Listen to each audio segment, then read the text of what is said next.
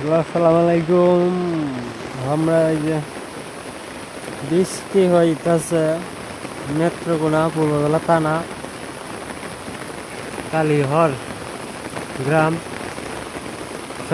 কালকে রাতে থেকে বৃষ্টি,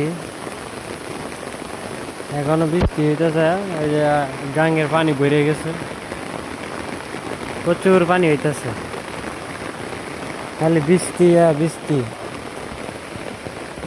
বৃষ্টি, অনেক প্রচুর পরিমাণের বৃষ্টি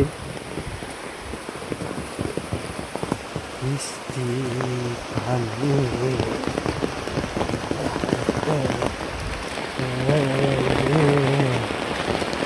আমার বাড়ি ঘর ডুবে গেল।